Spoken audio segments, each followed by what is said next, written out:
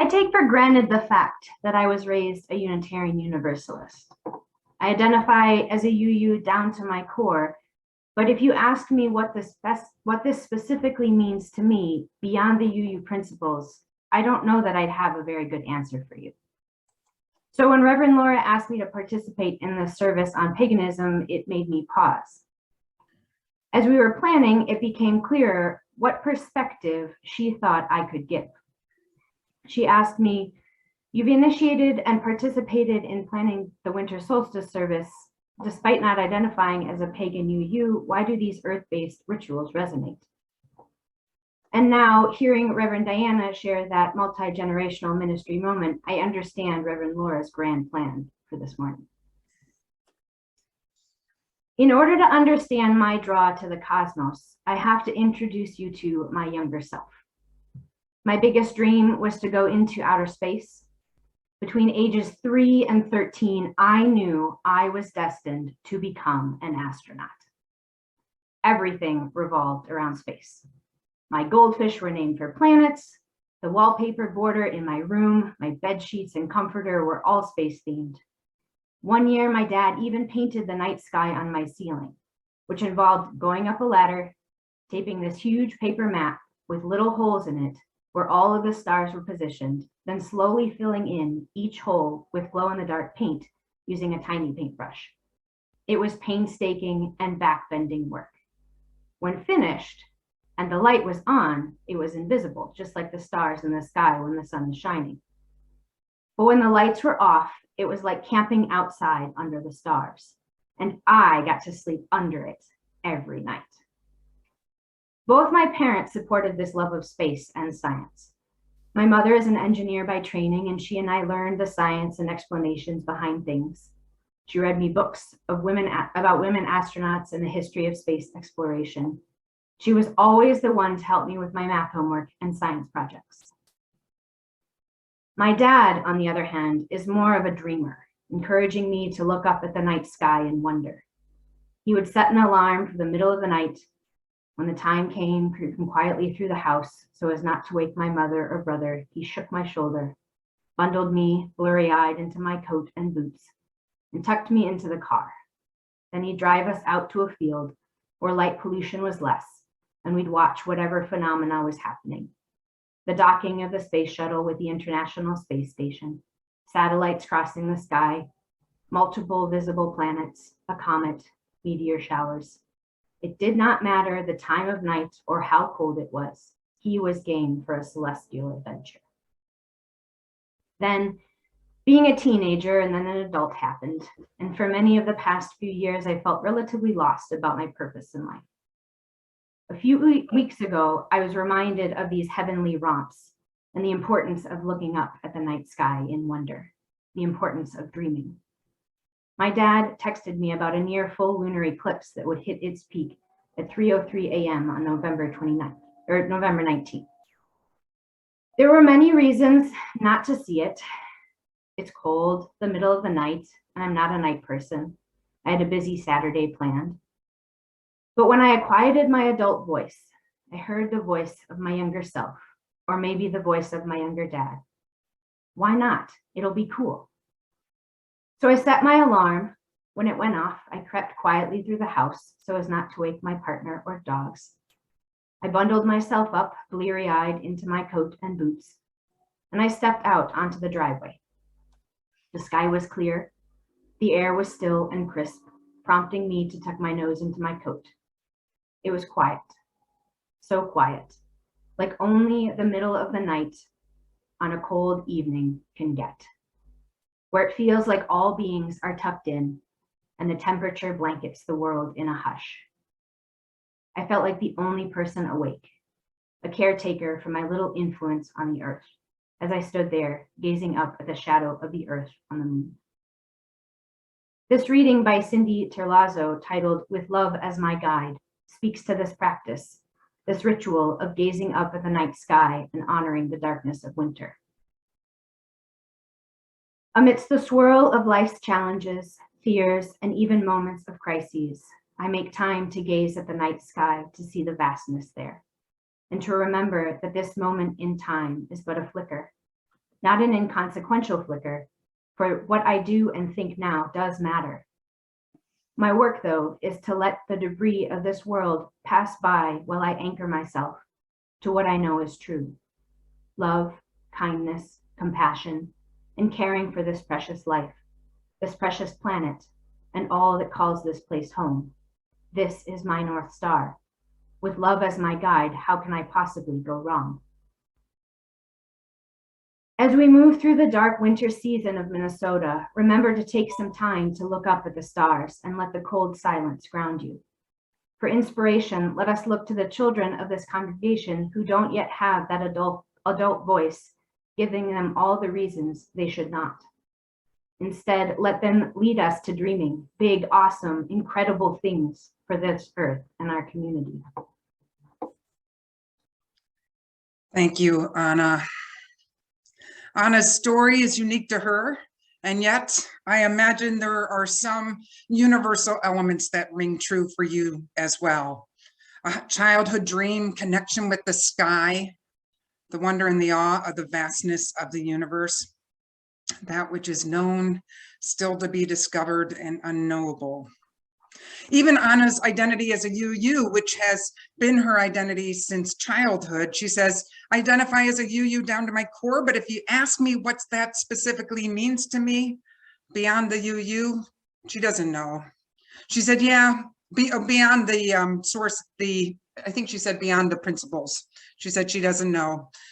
And I have to say, without doctrines and with people assessing the sacred through multiple ways, including prayer and science and meditation and music, through God, through a community such as this, it can be hard to come up with a tidy elevator speech, as they call it. You know, those brief descriptions that you can get through during an elevator ride.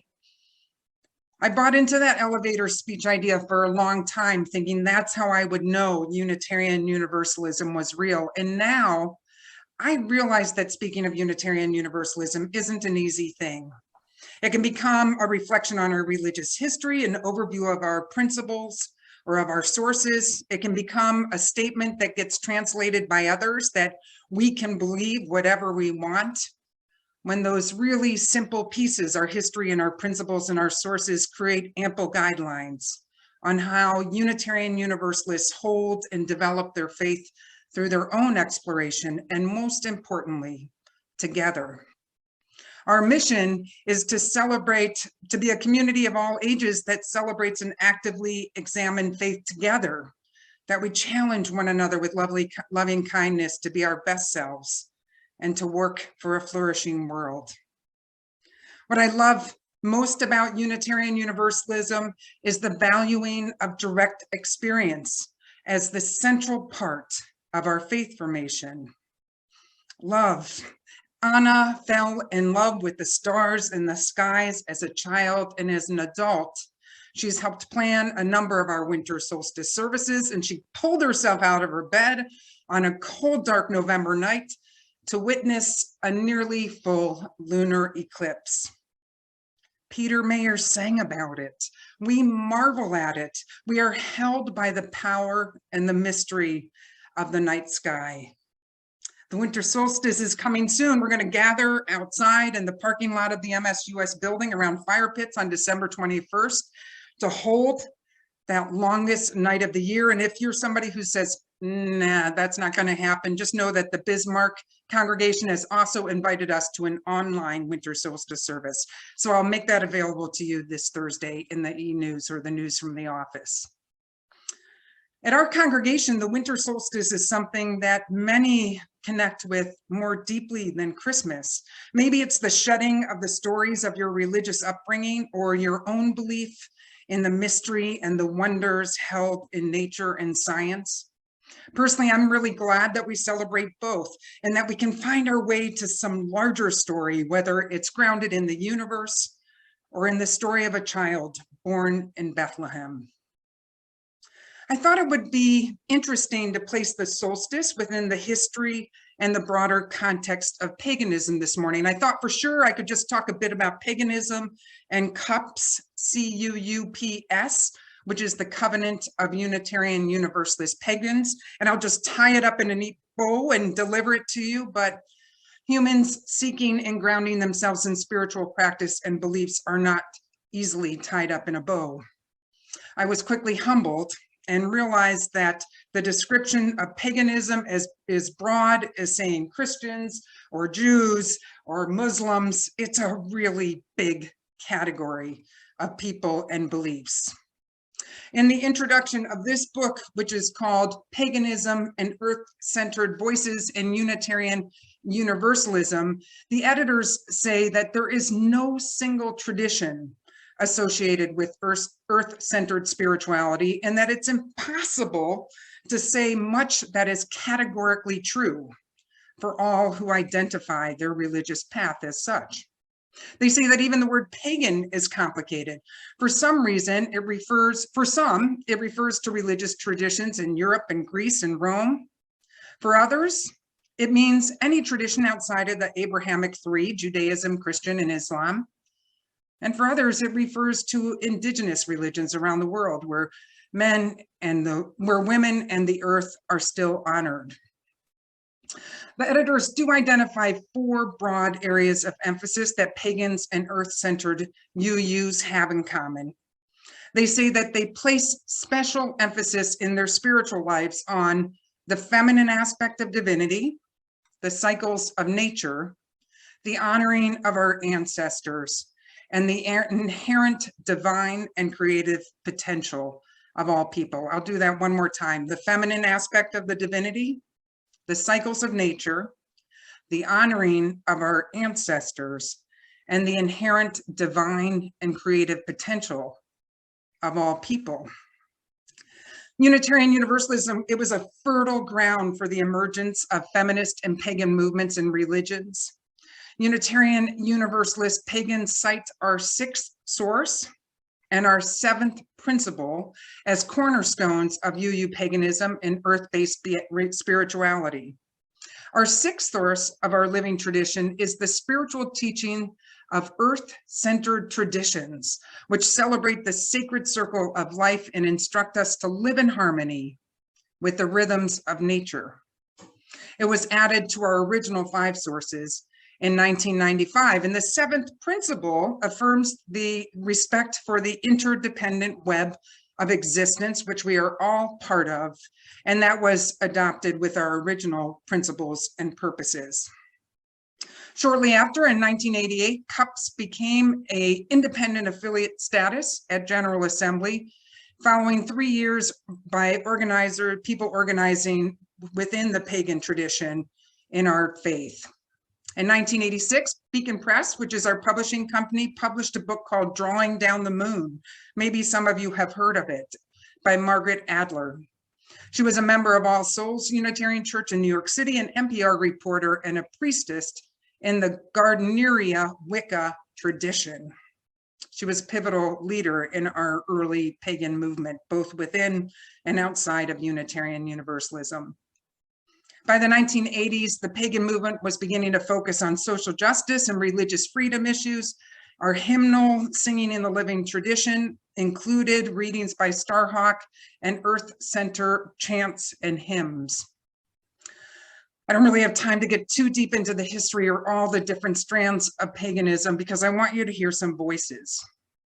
Voices and stories hit our bodies and our hearts and our spirits in different places than history and facts.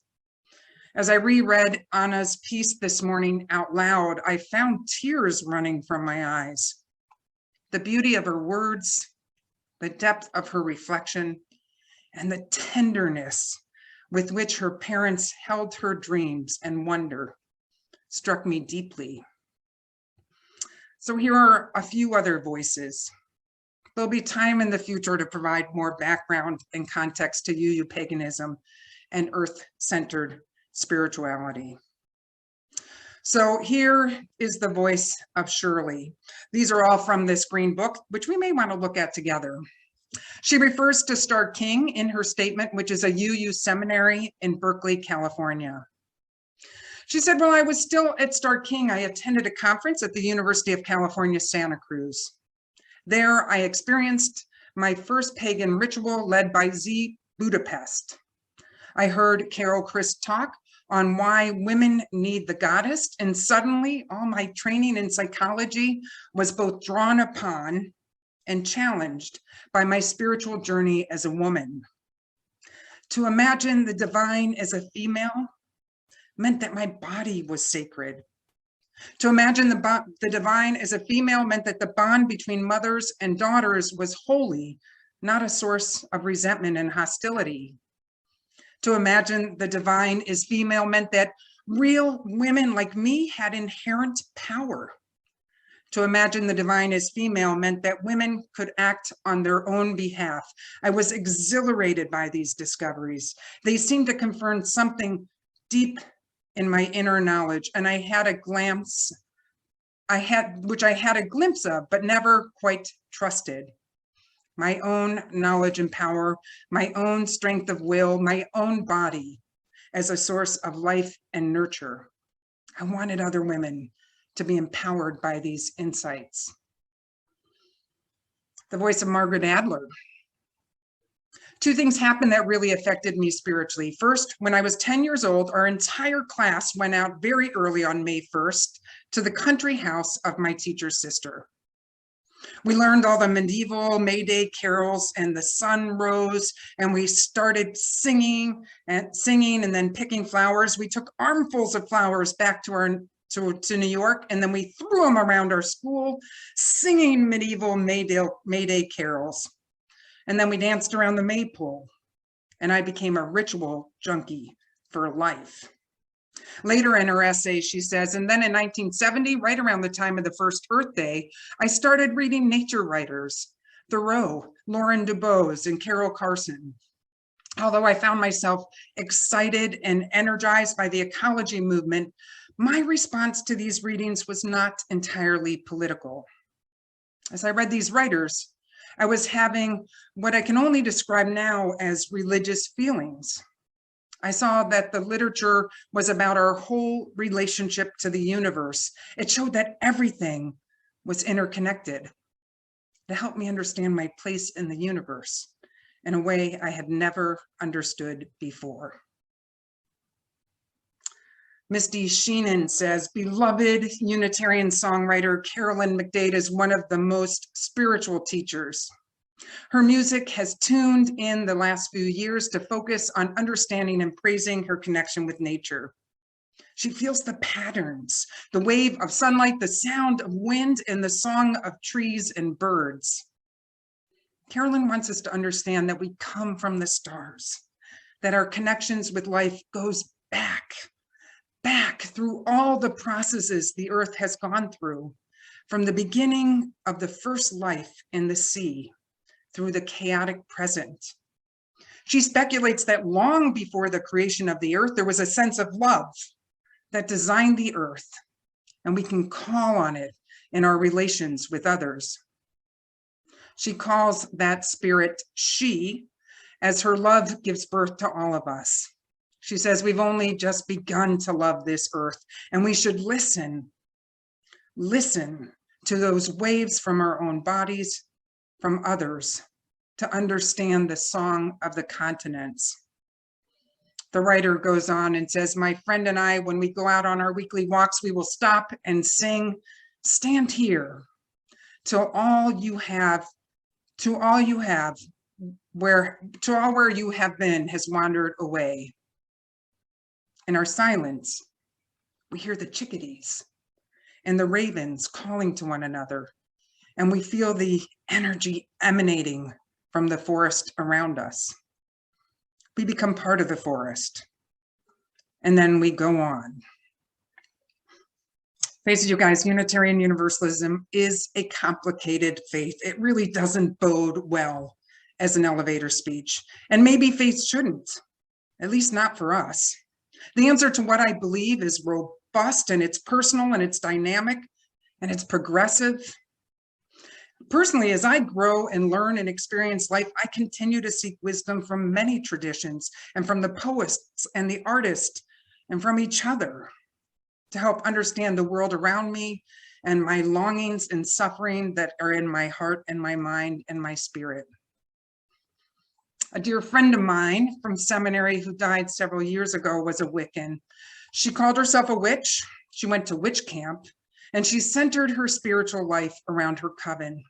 Witch camp sounded raucous, bringing forth and calling out a level of ecstasy and connection to the spirit that many of us white, middle-class Midwesterners might shudder at. And yet, I understood deep within myself that the spirit, the ritual, the worship, and connecting to the divine comes in many forms. And there was actually a little bit of envy for what she was able to do with her coven. Thinking about this sermon, yesterday I was cooking my lunch and I began to chant a song that I learned decades ago during a solstice service at First Universalist. I believe it's in my hymnal and maybe when we get together again, we can sing it. It goes, the earth, the air, the fire, the water, return, return, return, return. The earth, the air, the fire, the water, return, return, return, return. Aye, aye, oh, aye, aye, oh. And you just keep repeating it and getting a little deeper and a little louder and a little slower and a little faster. And something in my heart started to shift as I connected to those elements and myself. I appreciate it when things go from my mind to my gut. And I like to have the words take me away for a while. So in celebration of dreams and stars, searching and finding, questioning, chanting, loving, and this community, I stand before you through this computer screen, grateful to be a part of this mystery and forever changing religious experience that we do together. May it be so, and amen. Just a quick note, when I spoke part of my sermon into my phone the other day and I got to blessed be and amen, it wrote, blessed be and I'm in. I hope you're in as well. It's an amazing journey and one that never ends. So I'm curious about some of you. I know that the solstice, as I mentioned, is a really big event in our congregation. And I'm curious about when you think about paganism or earth-centered spirituality or hear Anna's story or some of the other stories, what comes up for you? We have a few minutes to share together. I think you're right, Jesse. Jesse wrote, amen and amen mean pretty much the same thing, don't they? I just love it though when serendipity like that happens. So Katie, I think will be facilitating. If you're interested in sharing, you can raise your hand, write something in the chat, or yep, go ahead, Katie. I see Pat has her hand up, and then someone in Norma and Marilyn's house next. My birthday is the summer solstice. And I was born on my mother's birthday. She's passed. So, you know, it's the winter solstice has always been kind of that halfway mark for me. So as I was discovering UUism and the earth-centered, it just clicked with me. The fact that the summer solstice is so important and the winter solstice. And for me, you know, rather than pinning all my hopes on one day of December, I try to celebrate the light throughout the whole month of December. That way, if one day in particular doesn't work out, I'm not horribly disappointed. Beautiful. Thank you, Pat. Thanks so much for sharing. And Marilyn, was that you?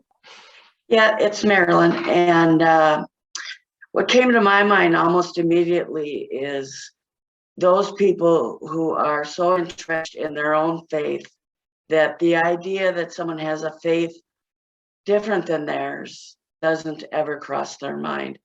And someone who, say, is a pagan or a Wiccan or even a Unitarian would be considered a sinner or a terrible person. And just listening to Anna's story was just filled me with joy.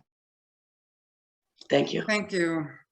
Yeah, I was going to add, they do speak about in the book how the word pagan was actually seen as a anti-Christian way that people in the country lived, and it was actually a derogatory term. So there was debate about whether to even name this book Pagan and Earth-Centered Voices, but it's a term that has been recaptured and used by folks in that tradition.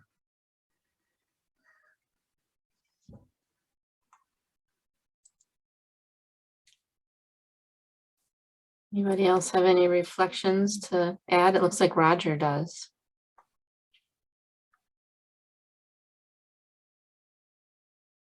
Thank you. A long time ago, when I was always tuning into the weather, and then I picked up in the winter, especially, the habit of following the sunrise and the sunset.